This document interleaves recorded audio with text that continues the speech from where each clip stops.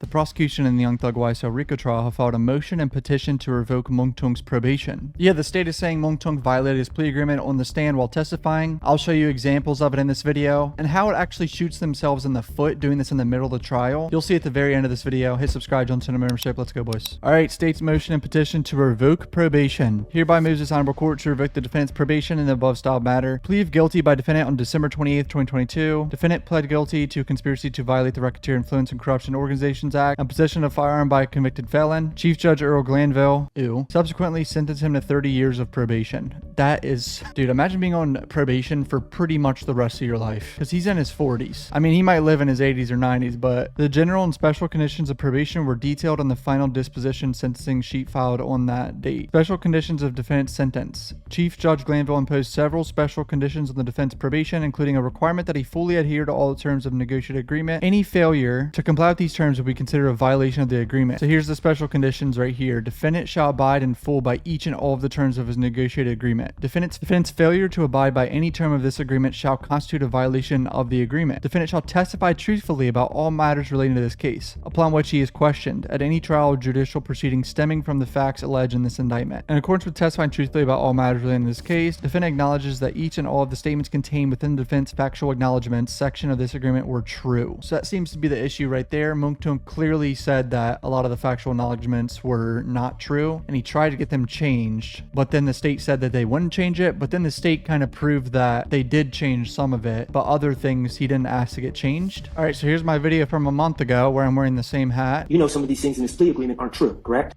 Yes. The hard place is you don't want to go back to prison, do you?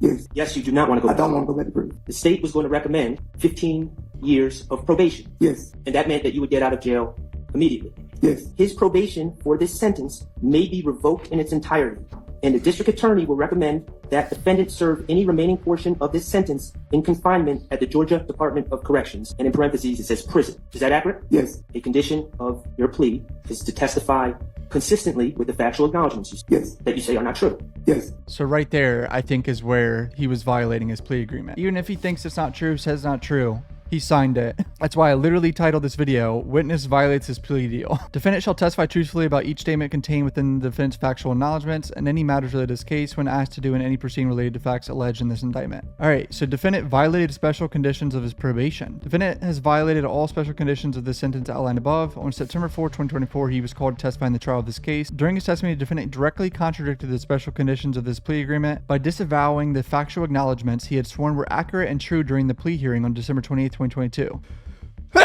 At the time, he had opportunity to correct or clarify any statements in the factual acknowledgement before affirming their truth on their oath. He also confirmed that he fully understood the agreement and had discussed it in detail with his chosen attorney, Derek Wright. Most importantly, the defendant acknowledged that he understood that any violation of the special conditions of his plea agreement could lead to the revocation of his probation, with the district attorney recommending the maximum sentence allowed by the law of Georgia Department of Corrections. He confirmed both in writing and verbally that he entered into the plea agreement freely, knowingly, and voluntarily, and without force, threat, or coercion. Well, I mean, bro wanted to get out of jail. A lot of these guys were signing this shit because they know they're facing 20, 30, 40 years. And apparently his mom was sick too. It is evident the defendant knowingly and willfully violated the special conditions of his negotiated plea agreement with the intent to disrupt the trial of this case. Therefore, the state of Georgia requests that this petition to revoke probation be scheduled for an evidentiary hearing and the defendant be ordered to appear for this. So it wasn't Miss Love that wrote this. It was Adam Abbott. That's this guy right here. I think I've seen him in court before. So here's the charges right here. 15 years to serve on probation. Guilty, guilty. Miss Love is so angry. Miss Love got to stop all the emotions.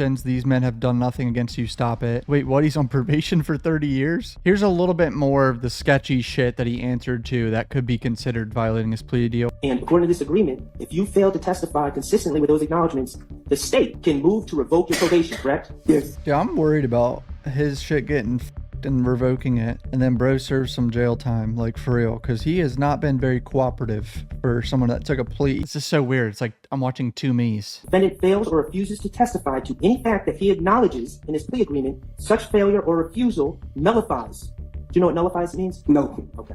It says nullifies though, right? Yes, it say that, but I don't know what it means. Nullifies any promise made by the district attorney to null pros count 30 of this indictment, right? Yes. And to your understanding, regardless of whether you know what nullifies means, if you don't testify consistently with the factual acknowledgments that the state wrote, they will take back their promise to dismiss count 30 and you'll be sentenced. Yes. And you have to get 15 years in prison. Yes. Defendant understands fully that any violation or of any provision or any special condition of the plea agreement shall result in defendant being sentenced on count 30 of this indictment, and the district attorney will recommend that the defendant serve the maximum sentence allowed by law. Yes. Of Demikion Garlington, who got jumped in the club. Yes. Was done on behalf of Quindarius Zachary, whose girlfriend was getting shot at. Yes. It was not done on behalf of YSL. No. It was not done to increase the notoriety, reputation, or fear of YSL, was it? No. I mean, he's violating his plea agreement, like straight up. This is a hard watch. Miss Love's shaking her head. She's pissed. It had something to do with YSL. That was incorrect.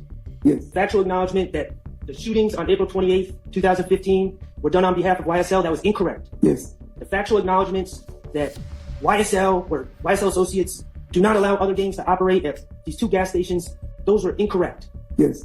Money that you would make selling little $5, $10 bags, whatever, of marijuana, would you run to Jeffrey Williams and give him those $5 bills, $10 bills? Never. Okay, would you run to Shannon Stillwell and give him the $5 and $10 bills? Never. I mean, this is all great for the defense, but I'm scared this guy's going to prison. So yeah, there's me being terrified that he was going to violate his plea agreement literally exactly a month ago. I find the very premise of an Alfred plea to be counter to the spirit of justice, particularly when they're used to compel testimony in a different matter. But seeing that this guy's plea agreement was jammed through without due notice of material changes having been provided to his attorney is galling. Contracts formed under coercion are defective and voidable by the aggrieved party. This entire trial is an absolute shit show of the highest order. This is so beyond unconstitutional, and Max Shard laid the perfect foundation for an appeal. You cannot coerce a person into agreeing to false statements. If they want a plea deal, then use the false statements against any defendant. This whole case is disgusting. Max Shard responds right here: it's an honor to ask the questions that so many of you have and would be asking yourselves if you were in court. We appreciate the support from the public. Hi, I'm Max Shard, and I represent Shannon Stillwell.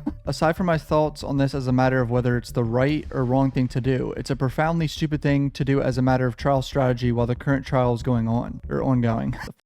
Am I dyslexic? So basically, every witness who took a plea who has to testify in the future knows about this. And they're like, oh shit, they're putting Mounk back in jail. Lawyers are going to be able to cross-examine all these future witnesses that took pleas, like Obama, Antonio Sumlin, who's going to be testifying soon, I think. He's going to know, oh shit, I gotta be very careful in the stand. And the lawyer's going to ask about this and get this in front of the jury. Basically to show that they're kind of being forced to answer this way. It could kind of throw their credibility out the window completely. Can they ask future witnesses whether they have knowledge of this? 100%. Can the defense use this to prove witnesses' coercion and file a mistrial to include a prior motion and pattern of prosecutorial misconduct? It's a much better argument to the jury as to why you can't believe anything someone says on probation if it helps the state than it is a mistrial motion. It's gross, but prosecutors are allowed to do it. This is almost like the state shooting themselves in the foot, putting this out there in the middle of the trial because other witnesses are going to be cross-examined about it. So yeah, comment down below what you guys think. Hit subscribe. Kind of crazy. I can't believe this trial's real every single day. Love you guys. Thanks for support. Peace out.